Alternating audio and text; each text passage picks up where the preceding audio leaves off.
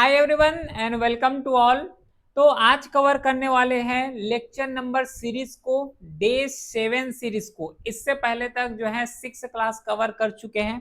Total 6 दिन लगे हैं, है ना, 6 दिन लगे उसको कवर करने में। आज जो है 7th क्लास को कवर करने वाले हैं, जिसमें से कंप्लीट फंडामेंटल राइट को इन सिंगल वीडियो में कवर करने वाले हैं। जो टारगेट है, जो शेड्यूल यहाँ पे बनाए हैं, जो प्रोमाइसेस यहाँ पे किए गए हैं कि 22 दिन में इन 22 चैप्टर को फिनिश करना है, उसी प्रोमाइस को फुलफिल करने के लिए जो है आज कवर करने वाले हैं लेक्चर नंबर 7 को, डे 7, जिसमें से complete fundamental right with previous year questions paper के साथ यहाँ पे कवर करने वाले हैं। क्लियर है? बाकी एज यूजुअल क्लास का जो पीडीएफ है टेलीग्राम चैनल में अपलोड हो जाएगा, लिंक डिस्क्रिप्शन में दिया हुआ है। साथ ही साथ कोई भी क्वेरी हो एग्जाम जर्नी से रिलेटेड कि कैसे प्रिपेयर करना चाहिए, क्या एक प्रॉपर स्ट्रेटजी हो, उसके लिए व्हाट्सएप नंबर है, वहां पे मैसेज कर सकते हो। स्टार्ट करते हैं फिर सीधा जो है इस सीरीज को, जिसमें से आज कवर करने वाले हैं फंडामेंटल राइट को। सबसे पहले तो अपने को ये पता होना चाहिए कि एक्चुअली फंडामेंटल राइट होता क्या है, तब तो जो है आगे डिस्कस करेंगे ना पूरे चैप्टर को। देखो, फंडामेंटल राइट का बेसिक्स मीनिंग ये होता है कि कॉन्स्टिट्यूशंस के द्वारा कुछ हमें ऐसे अधिकार दिए गए हैं, हमें कुछ ऐसे राइट्स दिए गए हैं, अधिकार दिए गए हैं जिसका वायलेशन ना तो स्टेट कर सकता है ना तो कोई गवर्नमेंट कर सकते हैं। मतलब एक ऐसा अधिकार है जिसके बिना, अगर मैं थोड़ा सा लेमन लैंग्वेज में बोलूं, कि जिसके बिना जो है यहाँ पे एक स्टेट में, पर्टिकुलर स्टेट में सर्वाइव करना बहुत ज्यादा प्रॉब्लम हो जाएगा, बहुत ज्यादा मुश्किल हो जाएंगे, जिसे हम लोग हिंदी में सार्वभौमिक अधिकार बोलते हैं ना, मूलभूत अधिकार बोलते हैं। मूलभूत अधिकार का मतलब ही क्या है? Basics rights, basics fundamental right, जो कि गवर्नमेंट, जो कि कॉन्स्टिट्यूशन के द्वारा यहाँ पे प्रोवाइड किए जाते हैं। उसके बिना क्या है कि अगर कोई स्टेट में रहोगे ना तो बहुत ज्यादा यहाँ पे प्रॉब्लम से न पड़ सकता है। तो फंडामेंटल राइट आई होप समझ आया होगा। जो मूलभूत अधिकार होते हैं उसको आज जो है डिटेल के साथ यहाँ पे कवर करते हैं। बेसिक्स इंफॉर्मेशन पहले दे देते हैं कि जो फंडामेंटल राइट है ये पार्ट 3 में इंक्लूड किए गए हैं, ठीक है। और इसी को जो है मगमा चार्ट ऑफ इंडिया के नाम से भी जाने जाते हैं। लेकिन जब कॉन्स्टिट्यूएंट मेकर जो रहे हैं, जब इसको एड किए गए थे, तो फंडामेंटल राइट के बारे में आइडिया कहां से आया कि ये जो फंडामेंटल राइट है वो इंडिया में भी एग्जिस्ट करना चाहिए। तो देखो, यूएसए होता है ना, यूएसए, तो यूएसए से इसको इंस्पायर किए गए हैं कि क्योंकि यूएसए में अगर देखोगे ना तो वहां पे एक कॉन्सेप्ट चलता है जिसको बिल ऑफ राइट्स बोले जाते हैं। अब ये बिल ऑफ राइट्स को अगर देखोगे, इसी बिल ऑफ राइट्स में पूरा मेंशन किए जाते हैं कि एक्चुअल में कौन कौन से फंडामेंटल राइट यहाँ पे इंक्लूड होंगे। तो इंडिया में तो फंडामेंटल राइट बोलते हो, लेकिन यूएसए में जाओगे तो उसको बिल ऑफ राइट्स बोलते हैं, बिल ऑफ राइट बोलते हैं। और वहीं से इंडियन जो मेंबर रहे ना, ये यूएसए से इंस्पायर किए गए हैं इस फंडामेंटल राइट को। फंडामेंटल, फंडामेंटल का खुद मीनिंग ही यहाँ पे शो हो रहा है ना। देखो, फंडामेंटल मतलब मूलभूत, जो कि यहाँ पे गारंटी देते हैं प्लस प्रोटेक्ट किए जाते हैं कॉन्स्टिट्यूशन के द्वारा। सीधा जो है आर्टिकल, हाई कोर्ट में जाओगे, आर्टिकल 226 के थ्रू अगर फंडामेंटल राइट का वायोलेशन होता है, ठीक है, तो हाई कोर्ट सीधा 226 आर्टिकल के थ्रू जा सकते हैं। सुप्रीम कोर्ट का अगर बात करोगे तो आर्टिकल 32 के थ्रू सीधा सुप्रीम कोर्ट में हम लोग अप्रोच कर सकते हैं और बोल सकते हैं कि भाई देखो, हमारा फंडामेंटल राइट यहाँ पे वायोलेशन हुआ है, तो इसके रेस्पेक्ट में वर्डिक्ट दो। तो ये जो है नॉर्मली ओवरऑल डेवलपमेंट के लिए। अब सिंपल सा मैं यहाँ पे एग्जांपल देता हूँ, इसके थ्रू ना और समझ आ जाएगा कि एक्चुअल में जो फंडामेंटल राइट है एक्चुअल में बोलना क्या चाह रहे हैं। जैसे कि एक चीज यहाँ पे बोले गए हैं कि हमें जो है राइट है वह फ्रीडम ऑफ स्पीच का, ठीक है, फ्रीडम ऑफ स्पीच का अपने को जो है यहाँ पे राइट है। सपोज करो ये फ्रीडम ऑफ स्पीच, तो पहले बात है फंडामेंटल राइट है। सपोज करो कि फ्रीडम ऑफ स्पीच को गवर्नमेंट के द्वारा, स्टेट गवर्नमेंट या फिर सेंट्रल गवर्नमेंट के द्वारा बैन कर दिए जाते हैं, तो क्या इसके बिना एग्जिस्ट है? क्या इसके बिना जो डे टू डे फिनोमेना में सर्वाइव है, प्रैक्टिकली सोचो, क्या इसके बिना लाइफ एग्जिस्ट कर पाएगा? क्या नहीं कर पाएंगे। तो इसी को प्रोटेक्ट करने के लिए, इसी फंडामेंटल को प्रोटेक्ट करने के लिए जो यहाँ पे राइट्स बनाए गए हैं, जिसको फंडामेंटल राइट्स बोलते हैं, और इसी को प्रोटेक्ट किए जाते हैं कॉन्स्टिट्यूशन, हाई कोर्ट के द्वारा।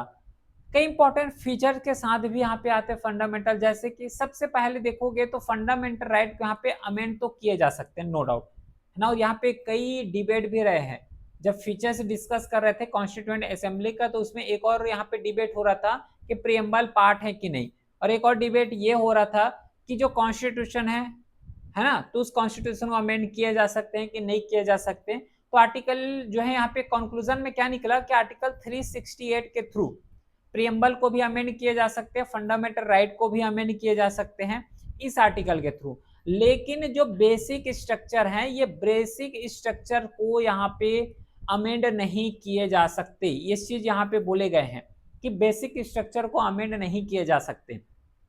अब ये बेसिक स्ट्रक्चर जो लाए गए थे वो केशवानंद भारती केस के थ्रू लाए गए थे 1773 में, तो सॉरी 73 बोलता हूँ, 1973 में जो है केशवानंद भारती केस के थ्रू जो है इसको अमेंड करके यहाँ पे बेसिक स्ट्रक्चर्स को यहाँ पे लाया गया, जो कि अभी भी एक इवॉल्विंग प्रोसेस है ना, ये इवॉल्व होते रहते हैं, जो कि सुप्रीम कोर्ट के द्वारा ये इवॉल्व होते रहते हैं उसी के थ्रू। तो फंडामेंटल राइट को तो अमेंड कर सकते हो नो डाउट, लेकिन उस फंडामेंटल राइट में जो बेसिक स्ट्रक्चर है उस बेसिक स्ट्रक्चर को जो है यहाँ पे अमेंड नहीं कर सकते। अब ये डाउट नहीं होना चाहिए कि बेसिक स्ट्रक्चर किसको बोलते हैं, क्योंकि इसके प्रीवियस क्लास में ही पूरा डिटेल के साथ कवर किया कि बेसिक स्ट्रक्चर क्या है, बेसिक स्ट्रक्चर से रिलेटेड जितना भी जो इंपॉर्टेंट जजमेंट है उस जजमेंट के बारे में भी बहुत अच्छे तरीके से डिस्कस किए हैं। साथ ही साथ ये क्वालिफाइड राइट है, ध्यान रखना, फंडामेंटल राइट दे दिए है इसका मतलब ये नहीं कि कुछ भी करोगे, फंडामेंटल राइट तो है लेकिन एब्सोल्यूट राइट नहीं है। एक मैं नॉर्मल एग्जांपल हर रेस्पेक्ट में लेता हूं जब भी ये टॉपिक को कवर करता हूं, तो एग्जाम्पल ये है कि सपोज करो कि एक पर्सन है ना, एक पर्सन है, ये चाह रहा है कि इसको तो फंडामेंटल राइट मिला हुआ है, तो ये चाह रहा है कि भी हम चाहे तो फंडामेंटल राइट है, तो सीधा क्या कर रहा है कि रात को 1 बजे जो है डीजे बजाना स्टार्ट कर रहे हैं। अब देखो उसका तो फंडामेंटल राइट है कि वो डीजे बजा सकता है, लेकिन बाकी अदर पर्सन का भी तो राइट है कि वो लोग जो है शांति से रात को सो सके। समझ पा रहे हो इस चीज को? तो उसी को यहाँ पे बोले गए कि फंडामेंटल राइट तो दिए गए हैं लेकिन उतना ज्यादा एब्सोल्यूट नहीं है कि कुछ भी कर लोगे, है ना, उतना ज्यादा एब्सोल्यूट नहीं है कि कुछ भी कर लोगे, इसलिए यहाँ पे क्लियरली मेंशन किए गए कि not absolute subject to reasonable restrictions. यहाँ पे भी रिस्ट्रिक्शंस लगाए जा सकते हैं, फंडामेंटल राइट में रिस्ट्रिक्शंस लगाया जा सकता है लेकिन वो रीजनेबल होना चाहिए। गवर्नमेंट के द्वारा रिस्ट्रिक्शंस लगाए हो लेकिन रीजनेबल होना चाहिए, ऐसा नहीं कि गवर्नमेंट का मन किया तो वहां पे जो है रिस्ट्रिक्शंस लगा दिए, गवर्नमेंट का मन किया तो रिस्ट्रिक्शंस को हटा दिया, ऐसा नहीं, ऐसे यहाँ पे नहीं चलते।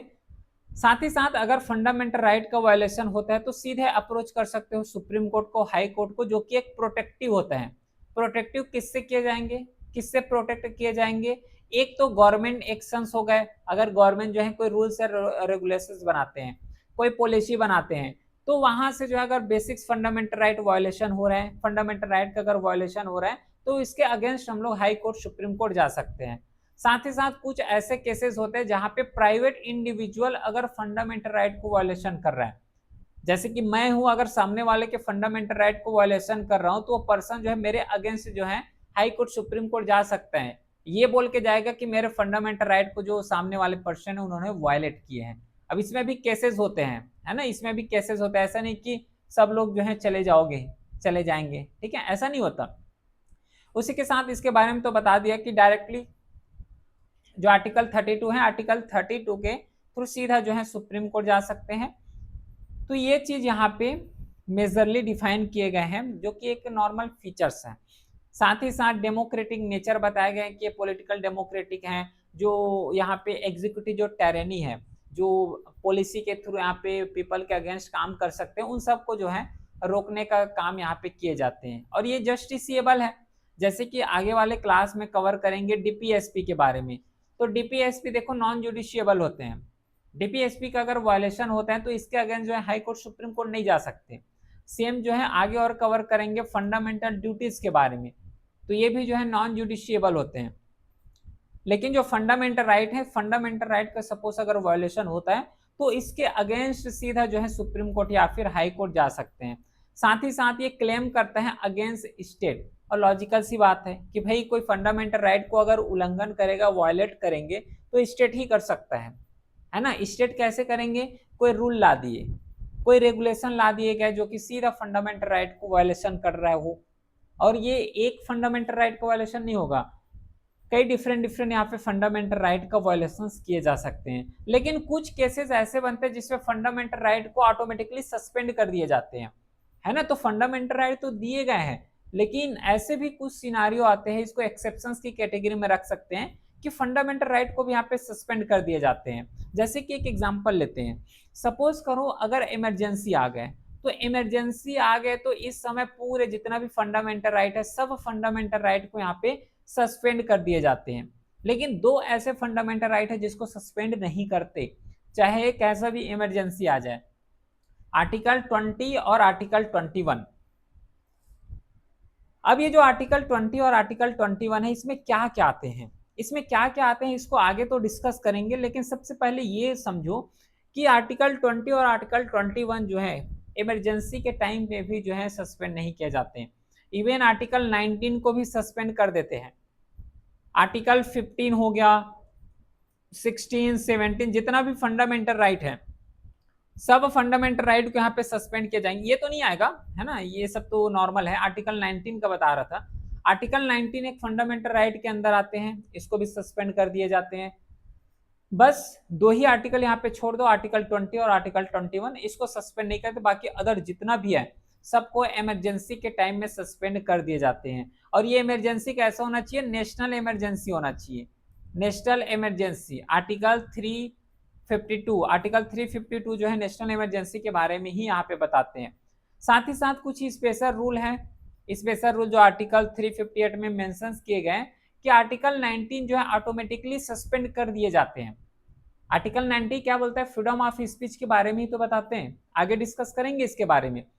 तो जो आर्टिकल 19 है, आर्टिकल 19 फ्रीडम ऑफ स्पीच के बारे में ही बताते हैं, जो कि यहाँ पे वार अगर हो रहे हैं तो ऑटोमेटिकली सस्पेंड कर दिए जाएंगे, अगर कोई एक्सटर्नल एग्रेशन हो रहा है तो उस केस में भी ऑटोमेटिकली इसको सस्पेंड कर दिए जाते हैं। तो इस रेस्पेक्ट को थोड़ा सा यहाँ पे ध्यान में रखना है। साथ ही साथ जो आर्म रेबिलियन है इस चीज को ध्यान में रखोगे, आर्म रेबिलियन के केस में जो है सस्पेंड नहीं करते। आर्म रेबिलियन मतलब जो इंटरनल रेबिलियन हो गए, है ना, जैसे कि मान लो ये पूरा टेरिटरी है, अब ये पूरा टेरिटरी में अगर कोई एक स्टेट में अगर दिक्कत आ रहा है तो उस स्टेट को चलो वहां पे इमरजेंसी लगा दिए, लेकिन बाकी अदर स्टेट को या फिर बाकी अदर स्टेट का जो फ्रीडम ऑफ स्पीच है उसको थोड़ा सस्पेंड करेंगे। ये ओनली अप्लाई होता है अगर वार हो गया या फिर एक्सटर्नल एग्रेशन हो गए, स्पेशली नेशनल इमरजेंसी के तौर पे जो ऑटोमेटिकली आर्टिकल 19 को सस्पेंड कर दिए जाते हैं। तो यहाँ तक जो जितना भी अभी तक डिस्कस किए हैं वो नॉर्मली उसका कई फीचर्स बताए हैं, कहीं पे इंपॉर्टेंट फीचर्स को वहाँ पे ध्यान में रखते हुए डिस्कस किए। लेकिन टोटल अगर कॉन्स्टिट्यूशन को देखोगे तो टोटल 6 फंडामेंटल राइट हैं जिसे ऐड किए गए। इनिशियली जब ओरिजिनल कॉन्स्टिट्यूशन बने थे, ओरिजिनल कॉन्स्टिट्यूशन यहाँ पे बनाए गए थे, तो 7 फंडामेंटल राइट हैं जिसको यहाँ पे ऐड करके रखे थे। उसमें से एक फंडामेंटल राइट है वो है राइट टू प्रॉपर्टी, जो 7 फंडामेंटल रहे हैं, 7 फंडामेंटल राइट रहे हैं, वो है राइट टू प्रॉपर्टी। अब ये जो राइट टू प्रॉपर्टी है ना, जब लैंड रिफॉर्म लाए गए थे, लैंड रिफॉर्म लाए गए थे तो वहां से भी इसको लिंक कर सकते हैं, लेकिन एक्चुअल में अभी के लिए इतना ही समझो कि जो ओरिजिनल कॉन्स्टिट्यूशन जब बनाए गए थे तो 7 फंडामेंटल राइट थे, उसमें से जो 7th फंडामेंटल राइट था वो है राइट टू प्रॉपर्टी।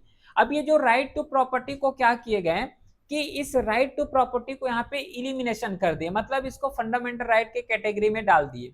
अब ये बोलोगे कि भाई इसको क्यों डाले, है ना, फंडामेंटल राइट से क्यों हटा दिए इसको, इसलिए यहाँ पे इसको हटाया क्योंकि देखो अगर कोई पर्सन जो है, अब राइट तो है, फंडामेंटल राइट है करके जो है ये किसी दूसरे जगह जमीन ले रहे हैं, लैंड ले रहे हैं। अब सपोज करो कि ये जो लैंड यहाँ पे है ये यहाँ पे पूरे आदिवासी लोग रह रहे हैं। अब आदिवासी लोग को या फिर जो फॉरेस्ट लोग रहते हैं वो अपने कल्चर को बचा के रखते हैं, अपने जो होमोजीनियस हैं, अपने जो ह्यूमैनिटी, हर एक चीज को जो है वो लोग बचा के रखते हैं। तो यहाँ पे गवर्नमेंट जो है इन सब के लिए, जो आदिवासी लोग हैं या फिर फॉरेस्ट डेवलपर्स हो गए, उसके लिए स्पेशल रूल बनाते हैं, ऑटोनॉमस काउंसिल बनाते हैं। अब ये बोलोगे कि राइट टू प्रॉपर्टी के थ्रू क्या हो रहा था कि अपने को तो फंडामेंटल राइट दिए गए, तो फंडामेंटल राइट दिए गए तो कोई भी इंसान जो कि इसके एरिया को कैप्चर कर सकता था, वहां पे जाके जमीन ले सकते थे, है ना। अगर वहां पे लोग रहने लग जाएंगे तो इसका कल्चर का तो पूरा गया, पूरा कल्चर वहां पे डिस्ट्रॉय हो जाएंगे। तो इन सब को ध्यान में रखते हुए यहाँ पे रूल बनाए गए, और उस रूल में ये बोले गए कि fundamental right, specially right to property है, इसको हटा देते हैं फंडामेंटल राइट से, लेकिन इसको आर्टिकल 300A के थ्रू जो है लीगल राइट दे देते हैं। तो एट प्रेजेंट जो स्टेटस देखोगे तो राइट टू प्रॉपर्टी एक फंडामेंटल राइट नहीं है, उसको जो है एक लीगल राइट में कन्वर्ट कर दिए गए और इसे कन्वर्ट किए गए 44th कॉन्स्टिट्यूशनल अमेंडमेंट एक्ट के थ्रू। 44 कॉन्स्टिट्यूशनल अमेंडमेंट एक्ट लाए गए थे 1978 और इसी 1978 के थ्रू जो है इसको फंडामेंटल राइट से हटा के इसको जो है एक स्पेशल राइट, इसको एक लीगल राइट में कन्वर्ट कर दिए। ठीक है, तो आई होप जो है इसके बारे में समझ आया होगा।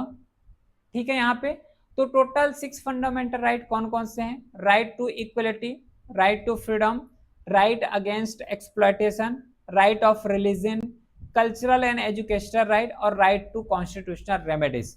और ध्यान रखना, अगर ये जितना भी आर्टिकल 14 टू 80 अगर ऐसे याद रखोगे तो और ज्यादा बेस्ट रहेगा कि राइट टू इक्वलिटी जो है आर्टिकल 14 से 18 के बीच आते हैं। राइट टू फ्रीडम आर्टिकल 19 से 22 के बीच यहाँ पे एग्जिस्ट करते हैं। राइट अगेंस्ट एक्सप्लॉयटेशन 23 से 24 के बीच यहाँ पे एग्जिस्ट करते हैं। तो अगर ये पता रहेगा ना तो थोड़ा सा ज्यादा यहाँ पे एडवांटेजेस में रहोगे, क्योंकि कई क्वेश्चन ऐसे देखने को मिले हैं जो कि डायरेक्टली और इनडायरेक्टली एग्जाम में यहाँ से क्वेश्चन पूछे जा चुके हैं। ठीक है, तो इसलिए थोड़ा सा इसको यहाँ पे कवर करोगे। अब मेन जो पॉइंट आता है वो पॉइंट ये है कि जो ये 6 फंडामेंटल राइट टोटल यहाँ पे ऐड करके रखे हुए हैं, इस टोटल का टोटल 6 जो फंडामेंटल राइट है इसको अब अपने को जो है 1 बाय 1 करके पढ़ना है। ठीक है, 1 बाय 1 करके, क्योंकि इसमें कई जगह एक्सेप्शंस देखने को मिलेंगे, कुछ जगह ऐसे आएंगे जो कि प्रो यहाँ पे बात करेंगे, कुछ जगह जजमेंट को लेके यहाँ पे डिस्कस करेंगे। तो मेक श्योर करना इन सब चीज के बारे में अभी हम लोग पढ़ने वाले हैं। स्टार्ट करते हैं सीधा राइट टू इक्वलिटी से। ठीक है, स्टार्ट करते हैं राइट टू इक्वलिटी से। यहाँ पे राइट टू इक्वलिटी जो है आर्टिकल 14 से आर्टिकल 18 के बीच यहाँ पे क्लियरली मेंशंस किए गए। तो आर्टिकल 14 से 18 तक अब जो कवर करेंगे पूरा राइट टू इक्वलिटी का ही बात करेंगे, जिसमें से आर्टिकल 14 जो है क्लियरली यहाँ पे बताए गए हैं कि equality before law, equality before law के बारे में यहाँ पे मेंशंस किए हुए आर्टिकल 14 में। इसका मतलब ये होता है कि अगर कोई सा भी पर्सन है, चाहे वो रिच हो, चाहे पुअर हो, चाहे कोई कास्ट से बिलोंग करते हो, सबको अधिकार है इक्वल प्रोटेक्शन ऑफ लॉ का। इक्वल प्रोटेक्शन ऑफ लॉ का बेसिक मीनिंग ये होता है कि सब इंडिविजुअल को, ठीक है, एवरी इंडिविजुअल को यहाँ पे ये राइट है ना, एवरी इंडिविजुअल को यहाँ पे ये राइट है कि कोई भी पर्सन यहाँ पे डिस्क्रिमिनेट ना हो। मतलब जो लॉ बनाए गए हैं वो लॉ के अंदर सब लोग आएंगे, जो नियम कानून बनाए गए हैं तो सब लोग जो है उसी नियम कानून के अंदर आएंगे। ये आर्टिकल 14 है, ये बातें करते हैं, जिसमें से रूल ऑफ लॉ के बारे में बताते हैं। रूल ऑफ लॉ इसे AVDK के द्वारा दिए गए हैं। ठीक है, इससे क्या होगा कि कोई एक पर्सन होगा ना जो एकदम बहुत ज्यादा रिच पीपल होंगे, तो रिच पीपल क्या करेगा कि गवर्नमेंट को कंट्रोल करने का ट्राई करेंगे। क्यों गवर्नमेंट को कंट्रोल करने का ट्राई करेंगे? क्योंकि वो रिच पीपल है, और अगर कॉन्स्टिट्यूशन अगर उसको एक्स्ट्रा एडवांटेज दे देते और ये इक्वलिटी बिफोर लॉ का कॉन्सेप्ट अगर हटा देते तो ये जो है क्या करता है कि गवर्नमेंट को कैप्चर करने का ट्राई करते हैं। इसलिए जो है ये एक मेन एम रहे हैं जिसके थ्रू इसको एज अ फंडामेंटल राइट की कैटेगरी में यहाँ पे डाले गए हैं। लेकिन ये जो इक्वलिटी बिफोर लॉ है ये इंडिविजुअल राइट के रेस्पेक्ट में ये प्राइमेसी नहीं रखता, मतलब प्राइमेसी ऑफ इंडिविजुअल राइट उसके वहां पे जो है ये एप्लीकेबल नहीं होते। बाकी ये तो रहा आर्टिकल 14। आर्टिकल 14 के बाद आता है आर्टिकल 15। आर्टिकल 15 पढ़ने से पहले थोड़ा सा यहाँ पे एग्जेम्पशंस पढ़ते हैं।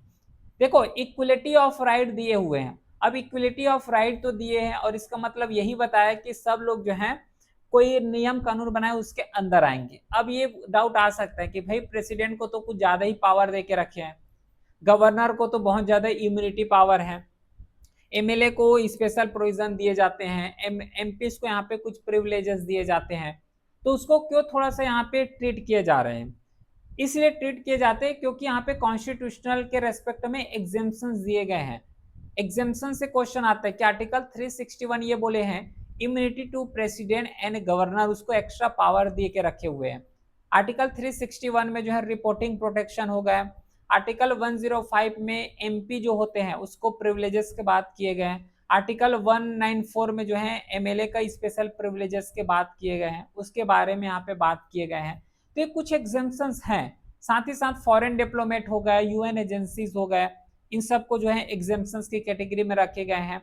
आर्टिकल 31A यहाँ पे भी एग्जेम्पशंस रखे गए हैं। तो ओवरऑल अगर देखोगे तो अपने को इक्वलिटी तो मिला है, आर्टिकल 14 के थ्रू जो है क्लियरली अपने को इक्वलिटी बिफोर लॉ तो मिला है, लेकिन उसमें भी कई एजम्पशंस दे के रखे हुए हैं और ये एजम्पशन बेस्ड क्वेश्चन यहाँ पे ज्यादा पूछे जाते हैं।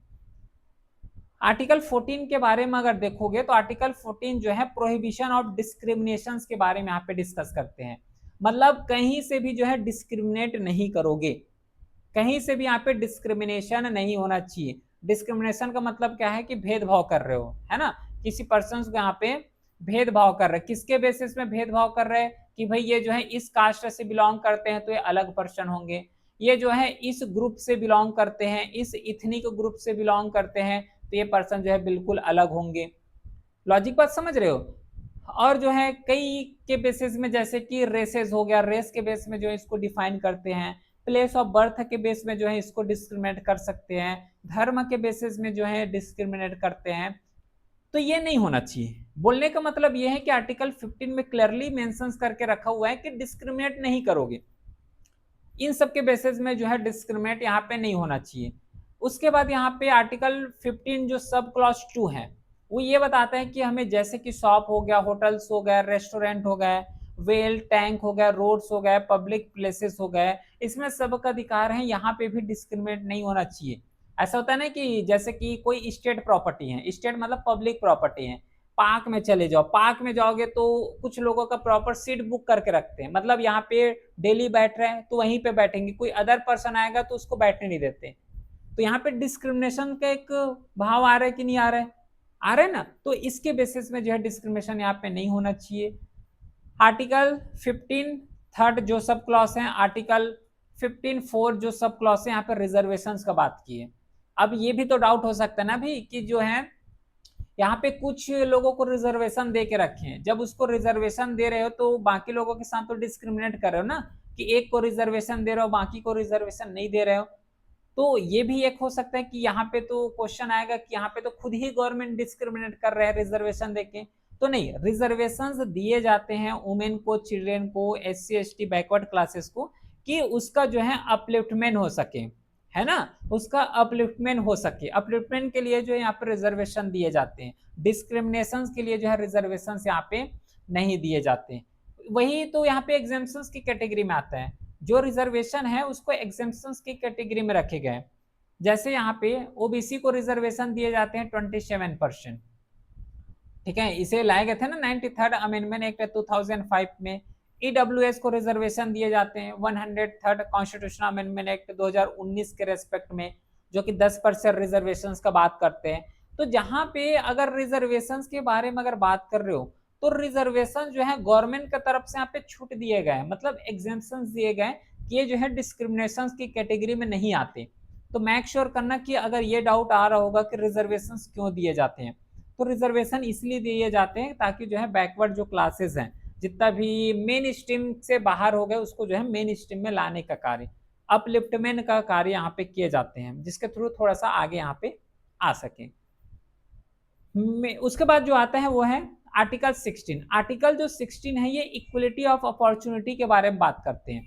इक्वलिटी ऑफ अपॉर्चुनिटी का बेसिक मीनिंग ये होता है कि भाई मैं जो है गवर्नमेंट ऑफिसेस में गया, गवर्नमेंट में ऑफिसेस में मान लो कोई पोस्ट निकाले हुए हैं, उस पोस्ट को मैं फिलअप किया, फिर मैं जो है यहाँ पे अपॉइंटमेंट लेने के लिए जा रहा हूँ, या फिर उसको जो है एक सिग्नेचर के लिए जा रहा हूँ कि मेरे को आप अपॉइंटमेंट दे दो। अब अपॉइंटमेंट उसको देंगे तो वो डिस्क्रिमिनेट नहीं कर सकता, वो पर्सन जो गवर्नमेंट ऑफिशियल्स हैं वो डिस्क्रिमिनेट नहीं कर सकते कि इस कास्ट से बिलोंग करते तो हम जो है सिग्नेचर नहीं करेंगे, इस कास्ट से बिलोंग करते तो हम लोग जो अपॉइंटमेंट नहीं देंगे। तो ये केसेस यहाँ पे नहीं होना चाहिए, ये क्लियरली यहाँ पे मेंशन किए गए कि पब्लिक इंप्लॉयमेंट के रेस्पेक्ट में कोई भी डिस्क्रिमिनेट नहीं करेगा। एलिजिबल हो तो कोई भी पर्सन हो, चाहे पुअर हो चाहे रिच हो, उसको अपॉइंटमेंट यहाँ पे देने पड़ेंगे। लेकिन इसके बेसिस में भी कई यहाँ पे एजेम्पशन से निकाले जाते हैं, जैसे कि रेसिडेंट रिक्वायरमेंट। पार्लियामेंट ने कुछ यहाँ पे स्पेशल स्टेट निकाले हुए हैं, आंध्र प्रदेश हो गया, तेलंगाना हो गया, जिसमें कुछ कंडीशंस यहाँ पे इम्पोज किए गए। लेकिन ये कंडीशन अगर इम्पोज किए गए हैं तो कुछ रीजन की वजह से कंडीशंस यहाँ पे इम्पोज किए होंगे। साथ ही साथ बैकवर्ड क्लासेस हो गए, इसको रिजर्वेशंस दिए जाते हैं, तो ये भी यहाँ पे एग्जेम्पशंस की कैटेगरी से हटाए गए हैं। रिलीजियस इंस्टीट्यूट, देखो रिलीजियस इंस्टीट्यूट अगर है, कोई पर्टिकुलर रिलीजन से बिलोंग करते हैं, तो उसका तो सीधी सी बात है कि वो जो इंस्टीट्यूट है, जिस धर्म से बिलोंग करते हैं उसी धर्म के लोगों को ज्यादा प्रायोरिटी देंगे। तो ऐसा नहीं बोलना कि भाई ये धर्म से बिलोंग करते तो वही धर्म के लोग को ले रहे हैं, बाकी धर्म के लोगों को नहीं लेते। एक्सेप्शन है, इसको जो है एक्सेप्शंस की कैटेगरी में यहाँ पे रखे गए हैं, गवर्नमेंट खुद एक्सेप्शंस की कैटेगरी में रखे गए हैं, ठीक है। साथ ही साथ ईडब्ल्यूएस रिजर्वेशन हो गए, ये सब जो है एक्सेप्शंस की कैटेगरी में रखे जाते हैं। इसके बारे में समझ आया। चलो फिर नेक्स्ट आता है वो है आर्टिकल 17। अब ये जो आर्टिकल 17 है ना, ये अबॉलिशन ऑफ अनटचेबिलिटी के बारे में बताता है ना। ये जो इंदिरा साहनी केस हो गए और ये जो रोहिणी कमीशन केस हो गए, ये लैंडमार्क केसेस है, इसके बारे में आगे तो डिस्कस करेंगे, लेकिन जब आर्टिकल को पढ़ रहे हैं तो सीक्वेंस में पढ़ते हैं, वो ज्यादा यहाँ पे बेस्ट होगा।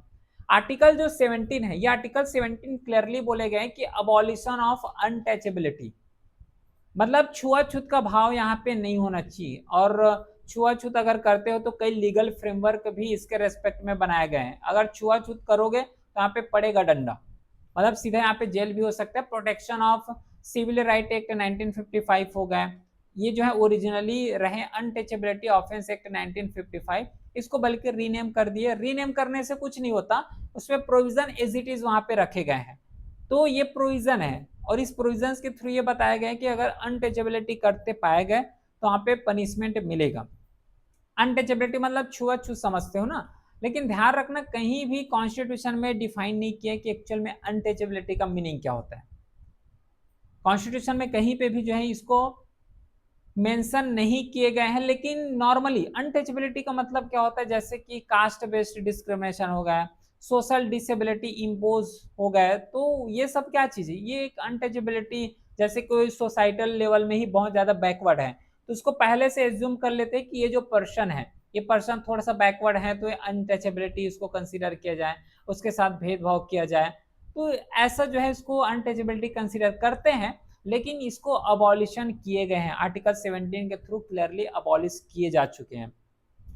आर्टिकल फिर उसके बाद 19 टू 22 आता है। नेक्स्ट जो फंडामेंटल राइट है वो है राइट टू फ्रीडम। अब ये जो राइट टू फ्रीडम है ना, तो राइट टू फ्रीडम आर्टिकल 19 से तो 22 तक आ रहा है, उसमें जो आर्टिकल 19 है, आर्टिकल 19 जो है 6 फ्रीडम के बारे में बात करता है। फ्रीडम तो दिया, लेकिन आर्टिकल 19 का भी 6 कैटेगरी यहाँ पे है। टोटल 6 फंडामेंटल राइट है, लेकिन 6 फंडामेंटल राइट में जब आर्टिकल 19 में आएंगे ना, तो इसके अंदर भी यहाँ पे कुछ टोटल 6 फ्रीडम है जिसको यहाँ पे दिए गए हैं। उसमें से जो है, अच्छा ये भी याद रखना, आर्टिकल 15 हो गया, आर्टिकल 16, 17, 19, 20, 30, 39, ये कुछ यहाँ पे आर्टिकल्स हैं। 39 नहीं होगा आई थिंक, कल के क्लास में डिस्कस के कुछ ऐसे आर्टिकल्स हैं जो एक्सक्लूसिवली जो है इंडियन मेंबर को दिए गए हैं, इंडियन सिटीजन को दिए गए, फॉरेनर को नहीं दिए गए, एलियन को नहीं दिए गए हैं, ठीक है। तो ये जो आर्टिकल 19 है एक्सक्लूसिवली इंडियन के लिए ही है। ओरिजिनली यहाँ पे 7 राइट्स थे, उसके बाद राइट टू प्रॉपर्टी इसको तो रिमूव किए गए हैं, इसके बारे में डिस्कस किए हैं। तो इसके अंदर टोटल 6 राइट हैं, उस 6 राइट को यहाँ पे डिस्कस करते हैं। सबसे पहले कवर करते हुए है right freedom of speech and expression. Freedom of speech and expression ये आर्टिकल 19 के अंदर ही आएगा ना, ध्यान रखना कि यहाँ पे जो है फ्रीडम ऑफ स्पीच है, मतलब बोल सकते हो, लेकिन यहाँ पे कुछ जगह ऐसे हैं जिसमें एक्सेप्शंस के बारे में बात किए गए। एक्सेप्शन मतलब सॉवर्निटी इंटीग्रिटी ऑफ इंडिया, इसके रेस्पेक्ट में जो है यहाँ पे नहीं बोल सकते। स्टेट का रेस्ट्रिक्ट मतलब लगाया जा सकते हैं। बोलने का मतलब ये है कि होता है ना कि सपोज करो अगर मैं डायरेक्टली गवर्नमेंट के अगेंस्ट बोल रहा हूँ या फिर नेशन के अगेंस्ट बोल रहा हूँ, नेशन के अगेंस्ट बोल रहा हूँ, तो शायद नेशन का जो सॉवर्निटी है उसके उसमें जो है बहुत ज्यादा भेदभाव हो सकते हैं, या फिर उसके अगेंस्ट में मैं बोल सकता हूँ, तो ऐसा नहीं कर सकते। स्टेट यहाँ पे स्ट्रिक्ट यहाँ पे बताया गया है कि state can restrict on ground of, इसके कुछ ग्राउंड यहाँ पे दिए गए, इस ग्राउंड में जो है यहाँ पे रिस्ट्रिक्शन लगाए जा सकते हैं, जैसे कि federal relation with foreign state हो गया, सिक्योरिटी का अगर बात आए तो वहां पे जो है इम्पोज किए जा सकते हैं, पब्लिक ऑर्डर हो गया, कंटेम्प्ट ऑफ कोर्ट हो गया, डिफॉर्मेशन हो गया। तो ये कुछ ऐसे ग्राउंड है जिसमें यहाँ पे एक्सेप्शंस हो सकता है, इसमें रिस्ट्रिक्शंस गवर्नमेंट के द्वारा लगाए जा सकते हैं। इसके बाद आता है फ्रीडम ऑफ असेंबली, कि भाई चाहो तो जो है फ्रीडम बना सकते हो। फ्रीडम बनाने का मतलब है कि फ्रीडम है कि कोई भी संघ हो गया, संगठन हो गया, ऑर्गेनाइजेशन है, इन सबको बना सकते हो और गवर्नमेंट के द्वारा यहाँ पे अलाउ भी किए गए हैं। लेकिन यहाँ पे वायलेंट तरीके से उसका यूज कर रहे हो, आर्म रेबिलियन की तरह उसका यूज कर रहे हो, तो वहाँ पे क्लियरली मेंशन किए गए हैं कि भाई नहीं, ऐसा नहीं कर सकते, बंदूक लेके भी यहाँ पे नहीं घूम सकते। और राइट टू स्ट्राइक कहीं पे भी फंडामेंटल राइट की कैटेगरी में नहीं रखे गए हैं। ये जो है सिविल सर्विस में ऑलरेडी क्वेश्चंस पूछे जा चुके हैं, सिविल सर्विस में क्वेश्चंस आ चुके हैं। तो राइट टू स्ट्राइक जो है फंडामेंटल राइट नहीं है, ठीक है। और बाकी सॉवरेनिटी का अगर बात करोगे, इंटीग्रिटी हो गया, पब्लिक ऑर्डर के रेस्पेक्ट में अगर बात है तो वहां पे जो है फ्रीडम ऑफ जो असेंबली उसको भी बैन किए जा सकते हैं, अगर जो है पब्लिक ऑर्डर में बात है या फिर सॉवरेनिटी हो गया, इंटीग्रिटी हो गया, उसमें अगर आए तो। लेकिन नॉर्मल जो है यहाँ पे पीसफुल तरीके से अगर असेंबली बनाना है तो आराम से बना सकते हो, पब्लिक मीटिंग कर सकते हो, रैली निकाल सकते हो, इसमें कोई प्रॉब्लम्स नहीं होने वाले। फिर आर्टिकल 19 के अंदर ही एक और आर्टिकल इसमें ऐड किए गए हैं, वो है फ्रीडम ऑफ एसोसिएशन।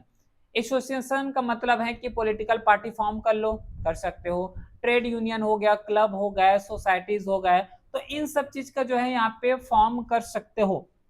लेकिन रिस्ट्रिक्शन इसमें भी है, रिस्ट्रिक्शन इसमें भी है, जैसे कि सॉवरेनिटी, इंटीग्रिटी हो गया, पब्लिक ऑर्डर हो गया, मोरलिटी हो गया, तो इसके केस में जो है यहाँ पे कुछ रिस्ट्रिक्शंस हैं और ये रिस्ट्रिक्शंस जो है दिए जाते हैं, ठीक है। ये रिस्ट्रिक्शन जो है यहाँ पे दिए जाते हैं।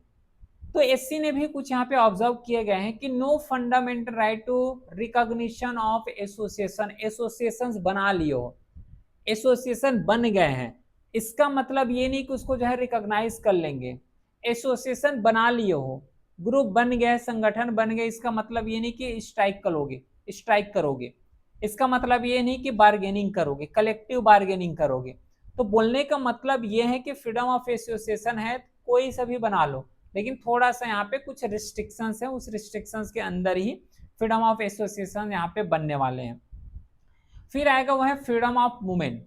फ्रीडम ऑफ मूवमेंट का मतलब यह है कि हर एक स्टेट में कहीं पे भी जाना चाहो वहां पे जा सकते हो, लेकिन इसमें भी रिस्ट्रिक्शंस लगता है कि मान लो कोई एक ऐसा स्टेट है पार्टिकुलरली, अगर वहां पे किसी बाहरी इंसान के जाने से उसके कल्चर को यहाँ पे डैमेज होता है, पॉलिटिकल स्ट्रक्चर, सोसाइटल डैमेज होता है ना, उसका डाइवर्सिटी डैमेज होता है, तो उसको भी यहाँ पे नलीफाई कर देते, मतलब वहां पे नहीं जा सकते। रिस्ट्रिक्शंस गवर्नमेंट के द्वारा यहाँ पे इम्पोज किए जा सकते हैं, रिस्ट्रिक्शन जो आर्टिकल 19(5) में डिफाइन किए गए। फिर आता है फ्रीडम ऑफ रेसिडेंस।